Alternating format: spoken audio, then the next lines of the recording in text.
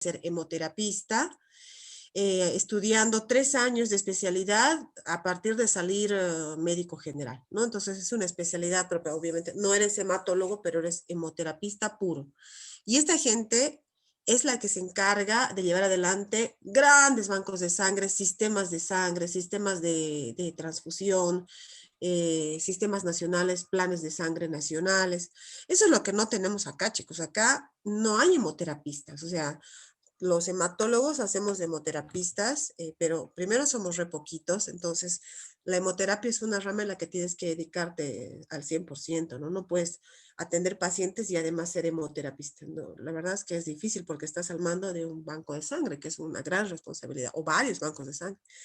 Entonces acá hace mucho falta hemoterapistas formados médicos. Por eso es que ustedes van a ver que los directores de los hospitales de sangre de acá de Bolivia, en la mayoría de los casos, son bioquímicos, ¿no?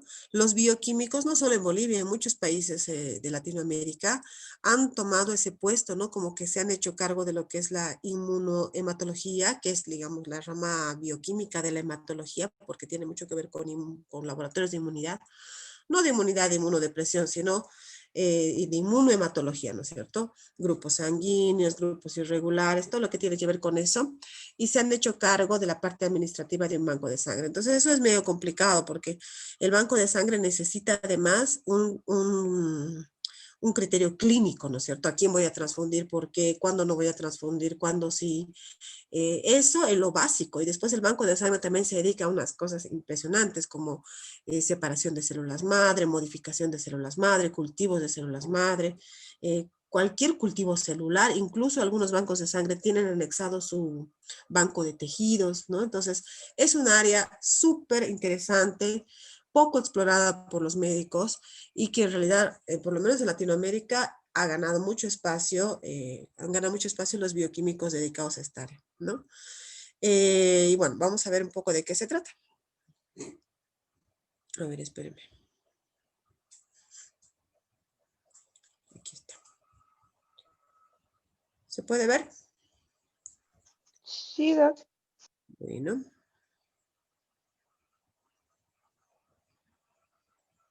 Ahí está. Muy bien.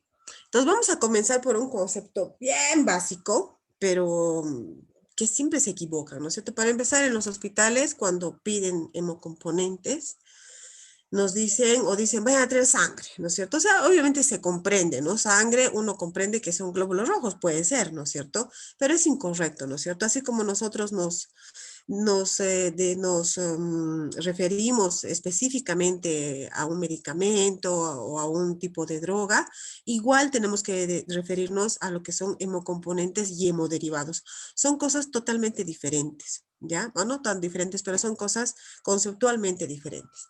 Un hemocomponente, chicos, es un producto que viene de la sangre, o sea, la sangre todavía no se ha podido fabricar, nadie ha podido fabricar algo similar a la sangre, por eso, si no hay donantes, no va a haber sistema de bancos de sangre, o sea, el donante es fundamental, aunque tengas la plata que quieras, aunque quieras comprar sangre, aunque quieras prescindir de la donación, no se puede, porque hoy por hoy no hay nada, ningún producto fabricado que reemplace la sangre, ¿no es cierto?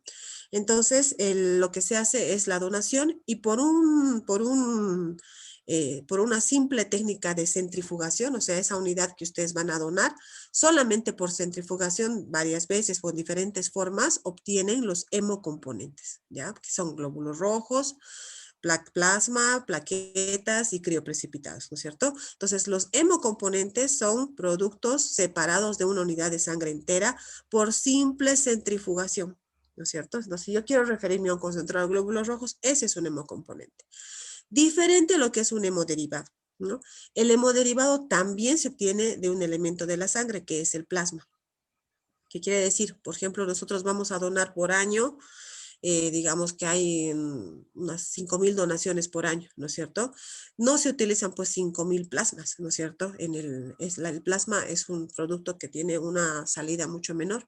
Entonces, todos esos plasmas remanentes en los países que pertenecen a un sistema de colecta de plasma o que tienen su propia unidad procesadora de plasma, planta procesadora de plasma se llama, manda su plasma remanente a esta planta procesadora de plasma, que es una especie de fábrica de cervecería donde llenan todo el plasma en las tremendas garrafas que tienen ahí. Y lo que hacen de ahí es extraer el elemento específico que yo quiero sacar. ¿Se acuerdan cuando llevábamos hemostasia? Que decíamos que necesitamos, por ejemplo, factor 7 puro, factor 8 puro para los hemofílicos, factor 9, finalmente concentrado protrombínico.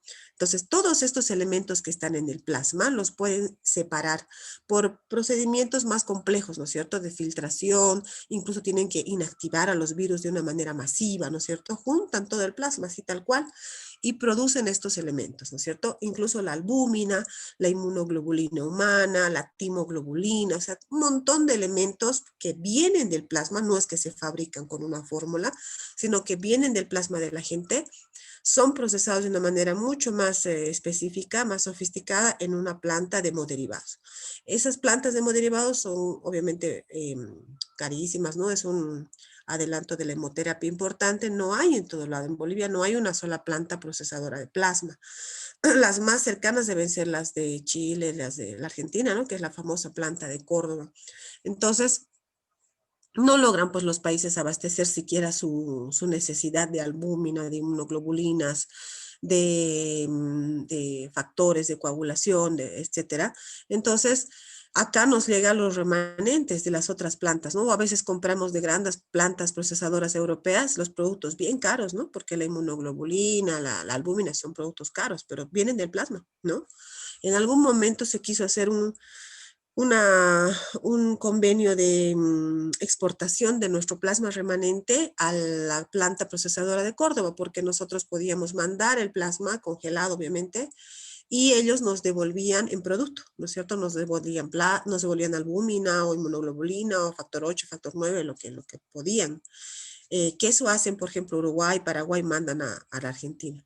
Pero no existe, o bueno, en ese momento no existía una ley de exportación de biológicos, no sé, creo que hasta ahora no hay. Entonces fue una pena porque hoy por hoy esos plasmas remanentes que duran un solo año, el plasma una vez donado, congelado, se bota, ¿no? Se elimina cada año todos los plasmas que son remanentes, ¿no? Que no se han utilizado. Entonces, el hemoderivado, chicos, es un producto separado de un gran volumen de mezclas de plasma mediante un proceso llamado fraccionamiento. O sea, es un proceso diferente a la centrifugación. Entonces, el hemocomponente es un producto de la sangre obtenido por simple centrifugación y el hemoderivado es un producto obtenido del plasma por un proceso de fraccionamiento un poco más sofisticado y más especializado. ¿Ya? Son diferentes, no es lo mismo. Entonces, que los hemocomponentes, los diferentes hemocomponentes y su administración, eso se denomina medicina transfusional o hemoterapia. Y son los encargados, son médicos encargados de los bancos de sangre y los servicios transfusionales. Ustedes saben que la gran movida de sangre, es decir, de la transfusión, imagínense que la transfusión ya tiene más o menos 100 años, ¿no? Con Karl Landsteiner, que es el que ha descubierto los grupos sanguíneos y a partir de ahí se ha ido descubriendo los beneficios de la transfusión. Los que comandan todavía la movida transfusional en el mundo es la Cruz Roja, ¿no? Acá nuestra Cruz Roja no está muy desarrollada, pero por ejemplo, la Cruz Roja Europea es el ente magno de la transfusión, ¿no? De los bancos de sangre y los servicios transfusionales y todo lo que es transfusión. En Japón es donde ha nacido todo, o donde se ha estandarizado más y donde es enorme la Cruz Roja, ¿no? Y en Latinoamérica todavía no hay una homogeneización, o no se ha homogeneizado, digamos que no es un solo tipo de procedimiento que tienen los bancos de sangre. Cada país regulariza con sus leyes propias, ¿no es cierto? Por ejemplo, en la Argentina, cada hospital tiene su propio banco de sangre, no sé, depende un poco de qué magnitud es el hospital, ¿no? Acá les cuento que hasta hace unos 20 años, bueno, yo estaba en la residencia todavía, el 2003, 4, había todavía, me acuerdo que en el belga había banco de sangre y se permitía que, que el hospital produzca hemocomponentes, ¿no? Según su necesidad. Pero así como había lugares que actuaban de muy buena fe, es decir, que lo hacían con las normas respectivas y lo mejor que podían, también había mucho tráfico de sangre, ¿no? O sea, había de hecho laboratorios muy chiquitos que en la calle estaban ahí, es que estaban, digamos, apostados en un lugar X, ni siquiera dentro de un hospital, y quién sabe de dónde conseguían donantes, procesaban una sangre muy insegura, ¿no? Porque acuérdense que esto es un producto de fácil procesamiento, pero de muy difícil control, ¿no es cierto? Porque una unidad puede tener HIV, hepatitis, sífilis, todo. Entonces se ve que era tan grande el lío en algún momento que se decidió crear una ley, ¿no? La Ley Nacional de Bancos de Sangre, la ley de sangre que conocemos, que data del 97, pero realmente ha sido puesta en marcha más o menos en 2005, 2007, donde se han centralizado los bancos de sangre a un banco de sangre o dos por cada ciudad máximo. Y esos bancos de sangre producían las unidades y tienen que repartir a través de los servicios transfusionales. Si un hospital quiere transfundir, debe tener un servicio transfusional puesto, ¿verdad? Con su reglamentación. Para nuestro país creo que ha sido una buena cosa porque no había mucha conciencia de lo que era la producción de hemocomponentes y se ha vuelto algo muy peligroso, ¿no? Pero también tienen que tomar en cuenta que tenemos hospitales minúsculos, ¿no? Nuestro hospital más grande tiene 300 camas, imagínense, no es nada. Un hospital de tercer nivel en cualquier país mediano de la región tiene más de 1000 camas. Entonces, basta con que tengamos un hospital de ese tipo, uno de 1000 camas, de 500 camas, el banco de sangre va a crepitar porque no vamos a alcanzar. De hecho, ahora mismo es muy difícil poder alcanzar a la demanda, ¿no?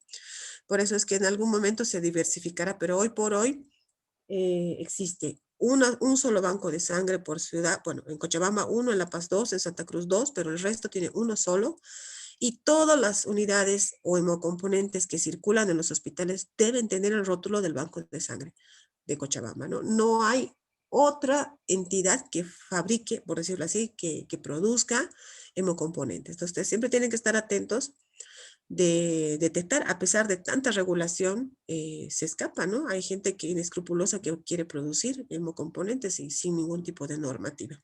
Entonces, todas las unidades que hoy por hoy se transfunden en todas las clínicas privadas y públicas de Cochabamba deben tener el rótulo de Banco de Sangre de Cochabamba, ¿no? Es el único lugar.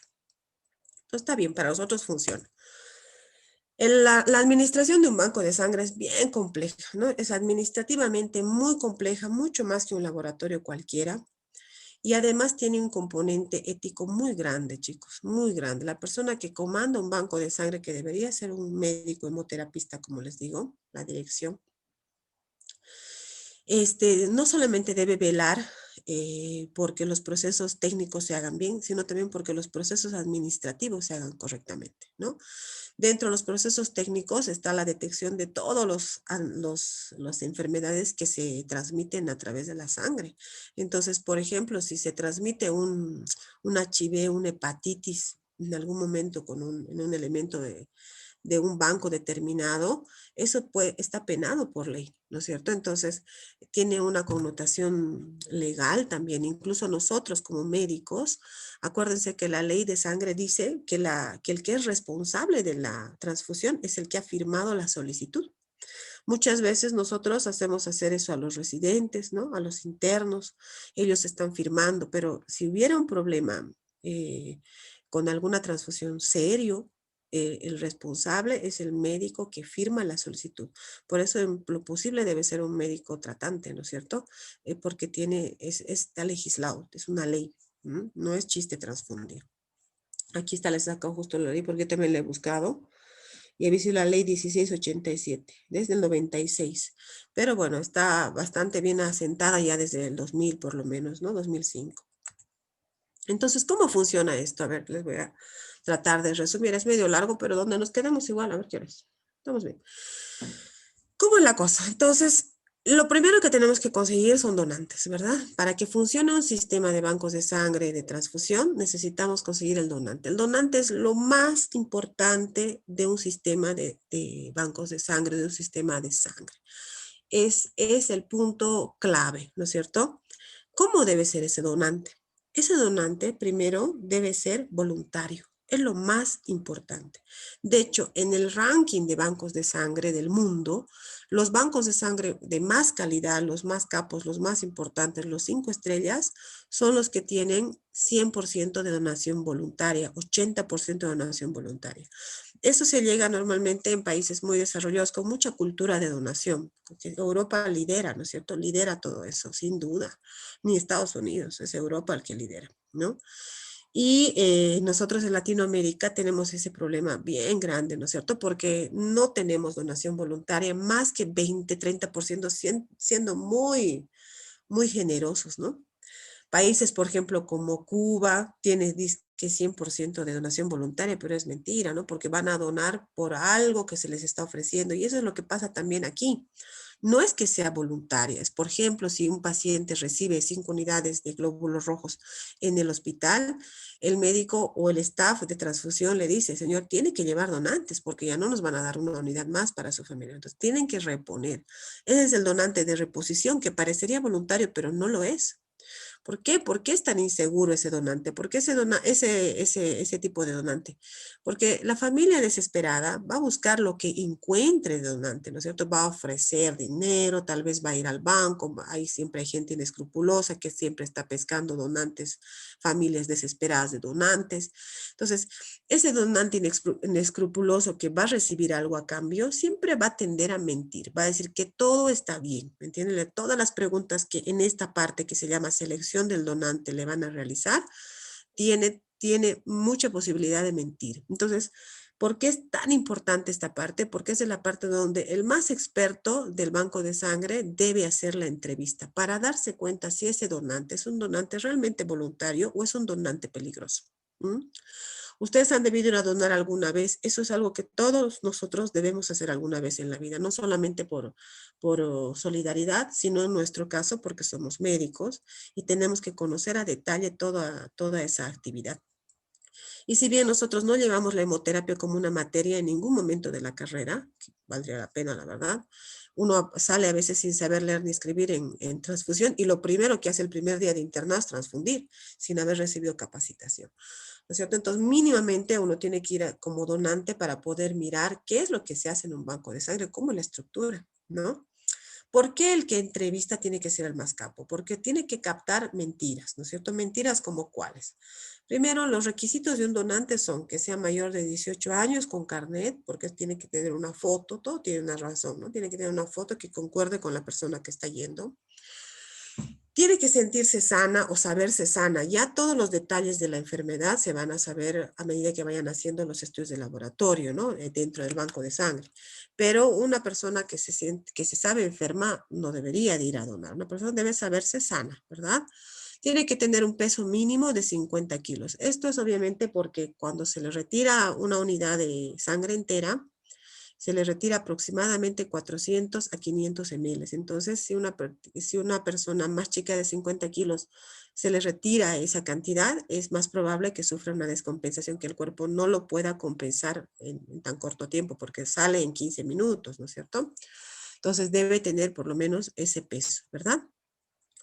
¿Qué más debe tener esta persona? Bueno, les preguntan cosas como, por ejemplo, si ha tenido tatuajes recientes, qué tipo de relación de pareja tiene, si tiene parejas sexuales diferentes con frecuencia, si todo ese tipo de cosas que parecen de chismerío, no es así, ¿no ve? O sea, no es por esa razón, es porque el entrevistador tiene que darse cuenta si es un donante riesgoso, ¿no es cierto? ¿Por qué? Por una razón bien complicada. Las enfermedades que testean para, para poder hacer esa unidad viable son básicamente el HIV, ¿no es cierto? Que se testea en todo el mundo, hepatitis B, hepatitis C, sífilis, Chagas, son todas las que se testean. Entonces, lamentablemente, por más que tenga todos los medios de detección, hay algunas enfermedades como por ejemplo las hepatitis y el HIV, que por más que le haga biología molecular, si se ha contagiado anoche, yo no voy a poder detectar, ¿no es cierto? Entonces, la única forma de poder frenar un poco esto es en la entrevista, ¿no es cierto? Cuando el entrevistador dice, ah, no, este no es un buen donante porque está viniendo obligado, porque le han pagado, porque hace poco ya le he visto donar en la misma situación. Entonces, es un donante de riesgo. Ahora, si es un donante sincero, va a decir, ah, sí, me han tatuado hace menos de un año, entonces, bueno, se retira, ¿verdad? Se va tiqueando para que no done. Algún tipo de enfermedades que puede llegar a tener, hay una lista enorme, un libro gigante de quiénes pueden donar y quiénes no pueden donar, pero esto es lógica, ¿no? Por ejemplo, un hipertiroideo no puede donar, ¿no? Porque le vas a sacar medio litro y se va a poner peor. Una persona que está beta bloqueada tampoco, porque no tiene con qué reaccionar a una salida de medio litro, no te está bloqueado. Enfermedades infecciosas, fiebres, ¿no es cierto? Una persona que ha bebido el día antes tampoco puede donar, no porque le vaya a pasar el alcohol en la sangre, ¿no es cierto? Nada que ver, sino porque se va a descompensar, porque el día después de beber va a estar deshidratado, hipotenso, entonces se va a poner mal el donante.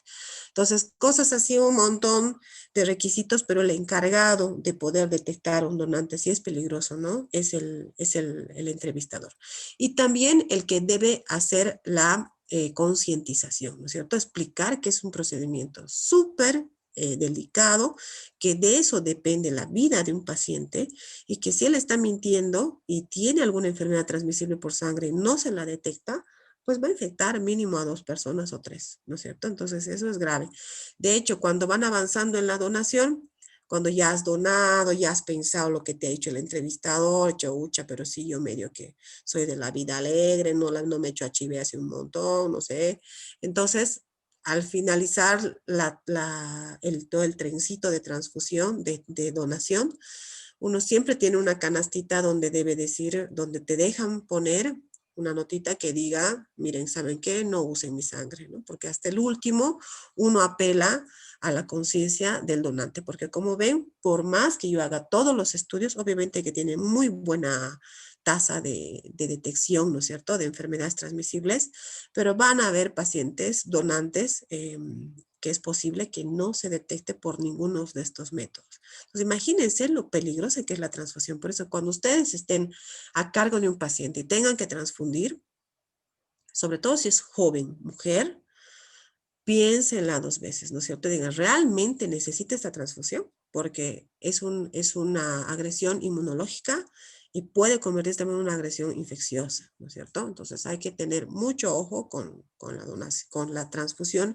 innecesaria, ¿no es cierto? Entonces aquí el entrevistador le hace un cuestionario, le toma los signos vitales, porque obviamente tiene que tener signos vitales estables, y le hace también un microhematocrito. Hoy por hoy se hace una glicemia, donde puedo ver la hemoglobina basal, ¿verdad? Tiene que pedirte, para poder sacarte 2 litros de sangre, no tienes que estar anémico, ¿no es cierto? Entonces, mínimamente eso te hacen y después todo lo demás lo estudian en la bolsa. No es que te hacen los estudios y vuelva mañana para donar, así se pierde donantes, ¿no? Entonces, se hace la extracción y de la bolsa se hace todos los demás estudios, ¿no? Después, cuando ya ha pasado la etapa de clasificación de los donantes o de observación de su conducta y todo esto, sus contraindicaciones en salud, etcétera, etcétera, pasan al área de extracción, ¿no? Esta área de extracción tiene que ser obviamente sillones, no hace falta que sean camillas porque normalmente todos podemos tolerar una extracción de 400 ml, ¿no? Deberíamos poder. Como pueden ver aquí, tenemos unas maquinitas que lo que hacen es mover la bolsa, ¿no es cierto? Son unas balancitas. ¿Por qué? Porque la bolsa tiene anticoagulante. Entonces, el anticoagulante, que es citrato, es el mismo que el tubo celeste, debe homogeneizarse a medida que va saliendo, ¿no? Se va saliendo y se va mezclando, ¿no? Para que no se hagan coágulos ni nada, ¿no? Entonces, la sangre está citratada, obviamente, porque si no, se haría toda una morcilla ahí adentro y perdería sus factores de coagulación, porque se coagularía, ¿verdad? Entonces, eso es así. Ay, perdón. Entonces, ¿cuánto dura este proceso? Dura más o menos 15, 20 minutos, dependiendo cuán rápido sale, cuánta presión tienes. Y hay que ver que el paciente se quede sentadito un rato más hasta compensar su presión y ya está. Hay que recomendarle al donante que tome mucho líquido durante ese día o 2 días y nada más. Es un proceso totalmente inocuo, ¿no? Totalmente este, sin mayores contraindicaciones. Eso de que cuando yo dono después engordo, eso saben que es una mentira, ¿no es cierto? Que hay que desmitificar porque población educada, población que es donante, ¿no es cierto? Gente educada, gente que es donante voluntario. Entonces, es parte del proceso de educación de las poblaciones. Cuanto más culta es un pueblo, más tasa de donación tiene. Entonces, algo que hay que hacerlo sí o sí. Las mujeres pueden donar hasta 3 veces por año, sangre entera, ¿no? Y los hombres pueden donar hasta 4 veces por año. Entonces hay que hacerse una esquemita y incitar a la donación, más que todo en la facultad, que tanta falta hace para los hospitales. Después tiene un área de fraccionamiento. Entonces sale la unidad, miren, ahí está la bolsa de sangre entera, ¿no es cierto? La bolsa de sangre entera como tal tiene todos los elementos, ¿no? Tiene glóbulos rojos, tiene plasma, tiene plaquetas, es una maravilla. El problema es que cada elemento tiene una diferente forma de utilización, de administración, de conservación. Entonces hay que separarlo para poderlo conservar. Entonces por eso es que estas bolsas gigantes entran a una centrífuga gigante. Miren, parece una lavadora. Y aquí entran las unidades de sangre entera extraídas de los donantes, ¿verdad? Entonces, ¿para qué? Ustedes saben que en una centrífuga, por peso, se van acomodando los elementos. Los glóbulos rojos siempre son los más pesados y se van al fondo. Después tenemos una capa leucoplaquetaria que está justo ahí en el medio. Y después tenemos el plasma lleno de los factores de coagulación, albúmina y las proteínas que hay siempre en el plasma. ¿Ven? Entonces, esto es lo que obtenemos después de una sola centrifugación. Como pueden ver, esta bolsa está unida a 2 otras bolsas también con citrato, ¿ya? O sea, no está abierta, no es que abro el sistema está cerrado y se va a mantener cerrado. Nunca voy a abrir el sistema hasta el momento en el que voy a transfundir al paciente. El sistema tiene que estar cerrado porque tiene que estar libre de infección, ¿no es cierto? Libre de posibles contaminaciones. Entonces, ¿qué se hace? Ustedes pueden ver, miren, aquí es como una palanquita. No se ve muy bien porque es transparente, pero esto es una palanca, ¿no? Está en el medio, es como una pinza. Y con esto voy apretando, apretando, apretando hasta que todo el plasma sale acá a la bolsa de plasma, ¿verdad? Y aquí los glóbulos rojos suben, suben, suben, suben y luego suelto y se quedan los glóbulos rojos acá y el plasma acá, ¿verdad? Así de simple, es una cosa mecánica. Hoy por hoy existe maquinaria automatizada que hace este proceso de una manera mucho más eficiente, pero muchos bancos de sangre lo hacen de manera manual, ¿no? Es muy simple, ¿no?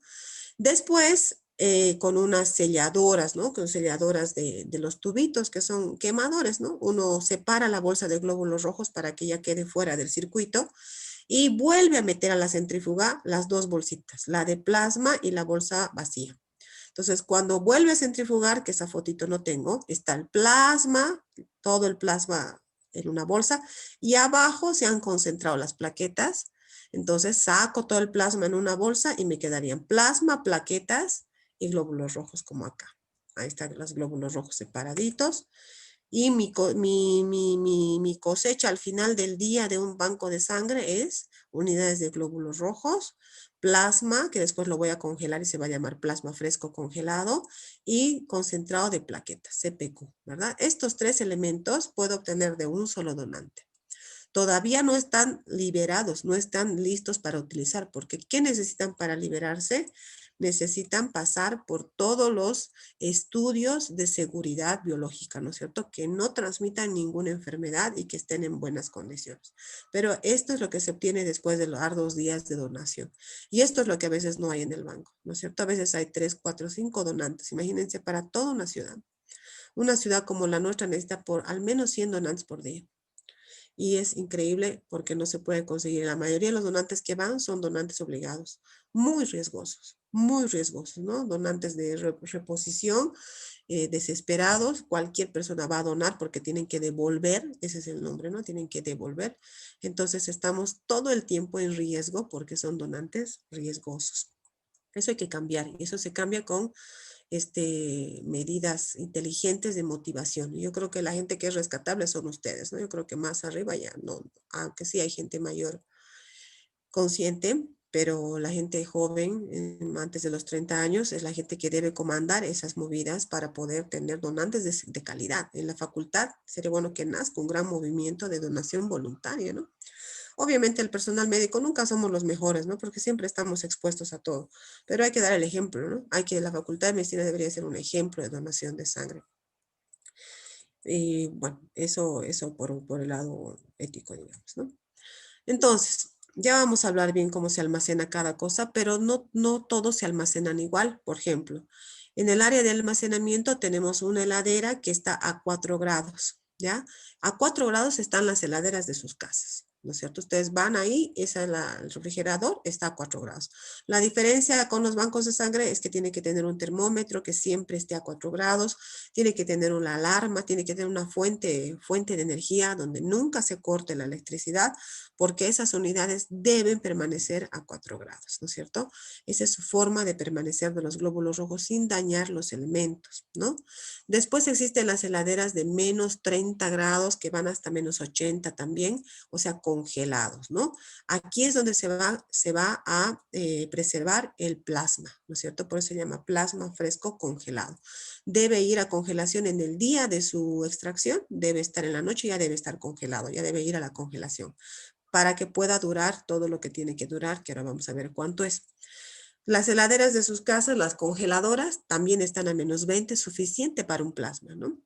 Pero debe ser controlado, nunca debe subir la temperatura, ¿no? Ni tampoco se deben quedar abiertas las puertas ni nada, porque de eso depende su viabilidad, porque si no estoy pasando agua de mote, ¿no? Si es que no conservo como debería conservar. Y las plaquetas, los concentrados plaquetarios, es bien interesante porque su método de conservación es en movimiento constante. Aunque parezca chistoso, las plaquetas viven poquito, pero viven en movimiento. O sea, estas son máquinas. Yo tengo un videito por ahí, después voy a ver para la siguiente de mostrarles, pero tienen que estar todo el tiempo en movimiento, ¿no es cierto? Esa es su manera de conservación.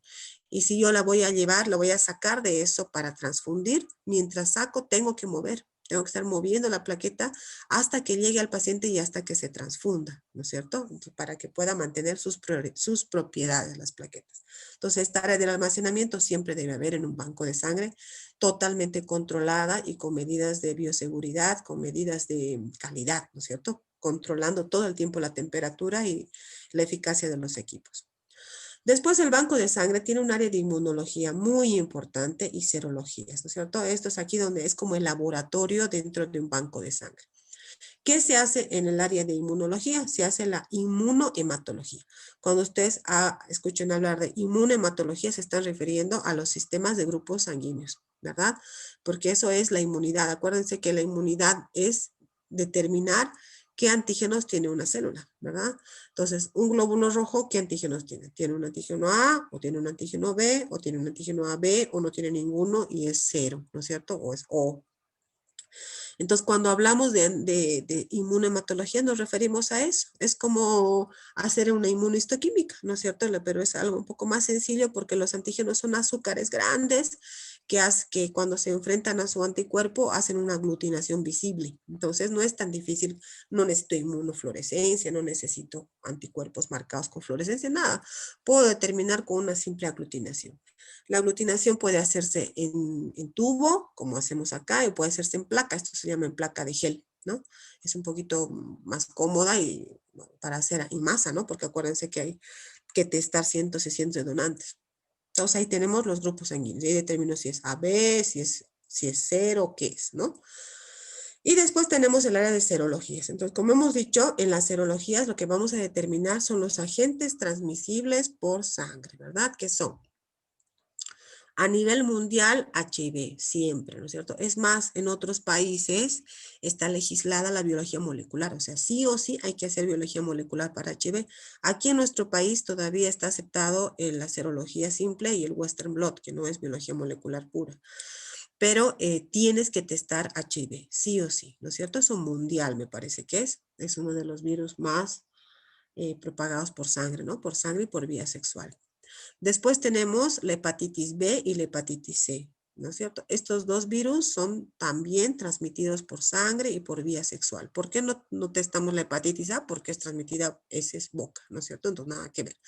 son los que se transmiten por vía de sangre, ¿no es cierto? Y estos dos virus, la hepatitis B y la hepatitis C, son súper, súper frecuentes, chicos, bien frecuentes. Ustedes que están en cuarto año, ya al año, antes de comenzar la actividad hospitalaria, tienen que vacunarse, porque adquirir inmunidad para la hepatitis B, que es la más peligrosa, no te toma una vacuna, a veces te toma 2, 3 vacunas hasta que tú logres crear un anticuerpo a ese pedacito de virus y puedas defenderte, porque la hepatitis B en los hospitales y en el personal de salud es bien frecuente y ahí puede causar insuficiencias hepáticas y muertes, ¿no? De hecho, yo he conocido a algún residente que ha muerto con hepatitis B por contagiarse con agujas, ¿no?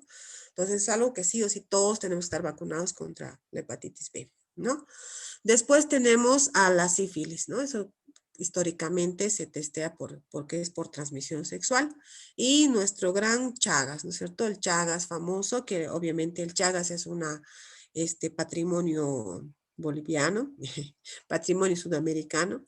En otros países no se testea Chagas, ¿no? En toda Sudamérica sí se testea Chagas, pero por ejemplo en un banco de sangre de Finlandia, en un banco de sangre de Tokio, no se va a hacer Chagas, porque ellos no tienen Chagas. Entonces, el testeo se hará de acuerdo a los agentes más frecuentes que tiene cada región, ¿no?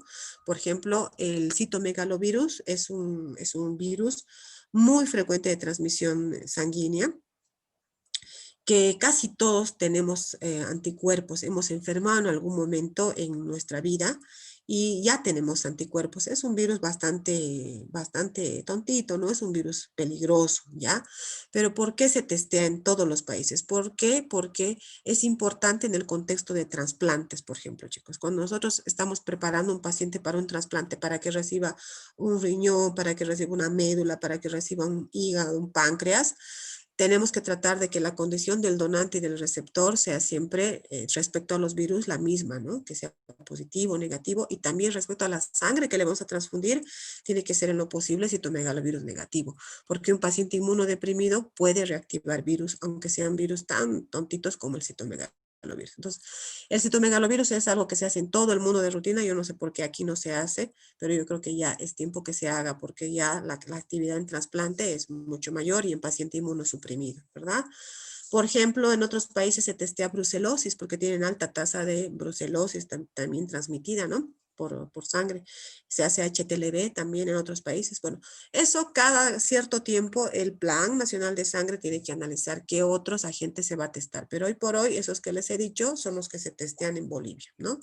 Y que tienen que dar negativos. Entonces, como saben, tiene su etapa de ventana, la más peligrosita siempre es la hepatitis, ¿no? Que su ventana son casi 3 meses.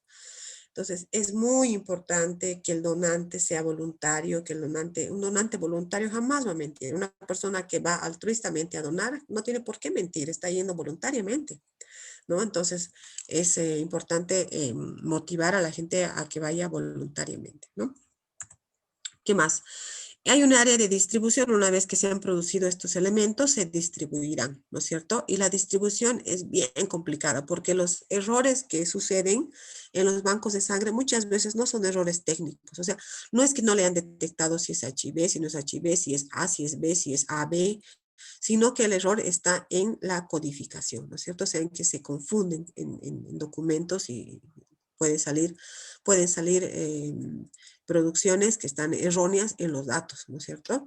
Entonces, obviamente, imagínense que la transfusión lleva casi 100 años, entonces todo esto se ha ido afinando con el tiempo, ¿no? Entonces, hoy por hoy, prácticamente todos los bancos, hasta más pobres, tienen un sistema digitalizado, ¿no? Donde el donante viene con un nombre y apellido y después pasa a ser un número y un código de barras, y ese código de barras de este donante, por ejemplo, este plasma que dice aquí, con este código de barras, está en la bolsa de plasma, en la de glóbulos rojos, en la de plaquetas, en la tubuladura, en los tubos que han guardado, en todo, ¿no es cierto? Me olvidaba decirles que en el área de serología, por ejemplo, el banco de sangre, por ley, debe guardar un tubito Eppendorf, o sea, una muestrita de plasma por años, ¿no es cierto? Debe tener la capacidad de tener heladeras, congeladores para guardar de todos los donantes, creo que es 10 años que tiene que guardar. ¿Por qué? Porque si alguien, por ejemplo, se ha transfundido, qué sé yo me transfundí en el belga y 10 años después aparece y dice, ¿sabe qué? Tengo HIV y yo no sé dónde me he contagiado, yo estoy segura que me he contagiado ahí cuando me he transfundido en esa clínica. Entonces, el banco de sangre, a través de su servicio transfusional de esa clínica, tiene que tener la capacidad de rastrillaje, ¿no es cierto? Gracias a estos códigos de barras, encuentran el tubito guardado, congelado en el banco de sangre y demuestran que en ese momento no se detectaba el HIV o no tenía o no se detectaba directamente, ¿no es cierto? Entonces, no es culpa del banco de sangre que sea, bueno, entre comillas, ¿no? Pero es para eso que sirve, ¿no es cierto? Para el rastrillaje de estas cosas. Dame de mal mi internet, me van a decir si no se escucha. Ya, muy bien. ¿Qué más hace el banco de sangre? Luego ya hace cosas súper sofisticadas, ¿no? Por ejemplo, después cuando veamos trasplante vamos a ver una máquina más nuevita. Pero esta es una máquina de aféresis, ¿no? Es una máquina que, acuérdense que cómo separaban los elementos de la sangre con centrifugación, ¿verdad? Por pasos, centrifugaban, separaban, volvían a centrifugar, separaban, o sea, de manera manual. En cambio, esta máquina lo hace de manera mecánica y automática. Quiere decir que la sangre, ¿están viendo, chicos? Sí, doctora. Ay, es que me sale aquí un redondito dando vueltas. Ya, entonces, esta máquina, por ejemplo, ¿qué hace? De un lado de la venita le está sacando la sangre y está entrando a esta máquina. Y aquí, en esta parte de abajo, tiene una centrífuga andando todo el tiempo, ¿no? En movimiento. O sea, está centrifugando y está separando el elemento que yo quiero extraer. Por ejemplo, este chico es un chico que tiene un linfoma y que ha recaído, ha vuelto a hacer quimioterapia y ahora va a ir a un trasplante autólogo. Quiere decir que se le va a sacar la médula ósea, las células madre, para guardarlas y después hacer una quimio intensa, ¿no es cierto? Entonces, lo que estás extrayendo son CD34, que después veremos en una máquina cómo se sabe que es un CD34. Pero la máquina tiene la calidad a través de diversas cámaras y de cálculos, ¿no es cierto? Ayudados por la clínica del hematólogo que le dice sí, está sacando bien o no está sacando bien. Siempre es un trabajo en conjunto máquina-operador, donde le está diciendo, solo quiero que me saque células madre. Todo el resto de su sangrecita se lo está devolviendo. Lo mismo puedo hacer con el elemento que a mí me dé la gana, chicos. Puedo sacar plasma, por ejemplo, cuando quiero curar enfermedades por anticuerpos que están en el plasma, por ejemplo, Guillain-Barré, por ejemplo, PTT, que hemos hablado, ¿no ve? Púrpura trombocitopénica trombótica. Entonces, debo sacar el plasma en una bolsa gigantota, le saco litros y litros de plasma, le repongo otro plasma o le repongo líquido y la máquina me ayuda a sacar solo plasma y le devuelve el resto. En términos de donación, lo que se hace con esta máquina de aféresis es sacar plaquetas, ¿no es cierto? Escoge las plaquetas de un buen donante y saca una bolsa gigantesca de plaquetas que me va a ayudar mejor que las plaquetas comunes que acabamos de ver, ¿no? Las plaquetas chiquititas que acabamos de ver. Entonces, todo el contexto de aféresis, de hecho hay una sociedad americana de aféresis que rige todas estas actividades, que uno debe estar capacitado, debe estar acreditado por una sociedad, la Sociedad Americana de Aféresis, para poder realizar todos estos, o capacitado también, ¿no? Para hacer todos estos elementos, todas estas prácticas de aféresis. Hay hemoterapistas que se dedican solo a la aféresis, ¿no? A diferentes variedades y están especializados en eso. A veces lo hace el hemoterapista común y ahí como en nuestro país lo hacemos lo hacen los hematólogos que están capacitados en aféresis. Es una técnica relativamente novedosa que lleva pocos años en el ambiente y sirve de mucho. Eso hace el hemoterapista también. ¿Qué más puede hacer un hemoterapista dentro de un contexto de banco de sangre? Puede hacer congelación, ¿no es cierto? Puede sacar células madre o cualquier célula dependiendo para qué se quiere, qué es lo que se quiere hacer y se puede y lo conserva, ¿no es cierto? En grandes heladeras, bombas de tambores de nitrógeno líquido o en heladeras de -80, encargándose de que las unidades, bueno, encargándose de que las unidades no sufran, ¿no? Que las células madre no mueran en la congelación. Bueno, hay un experto en eso, el experto debería ser un hemoterapista, ¿no?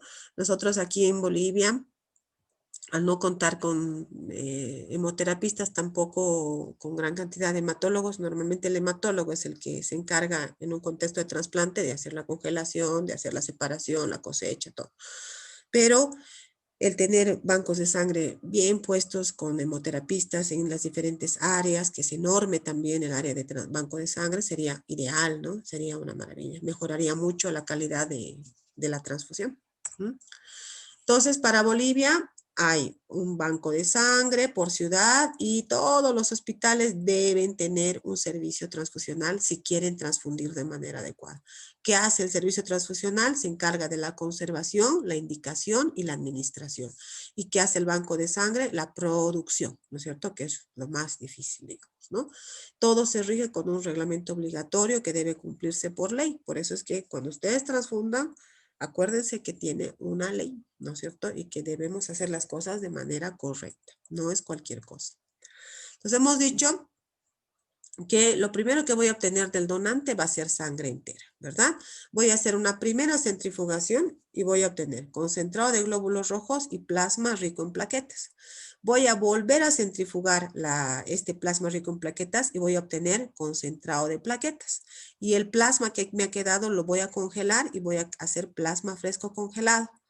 Si este plasma fresco congelado lo descongelo, lo vuelvo a centrifugar y tomo solamente el precipitado, va a ser un crioprecipitado rico en fibrinógeno, rico en elementos de coagulación más concentrados, ¿verdad? Para niños o para situaciones graves de alteración de la coagulación.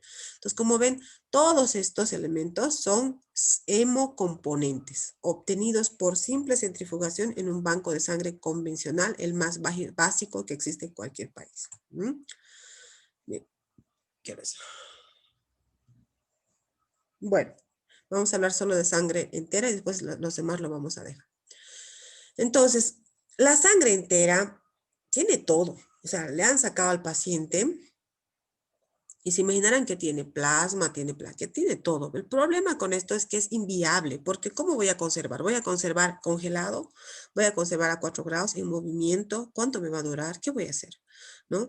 Antes se usaba todo sangre entera, chicos. Todo era sangre entera. La verdad es que era una locura, ¿no? Porque, por ejemplo, yo me acuerdo que cuando se operaba corazón, se testaba al donante 2, 3 días antes, se veía que esté todo bien, hepatitis, Chagas, todo, y se lo llamaba 8 en punto de la mañana cuando comenzaba la cirugía cardíaca.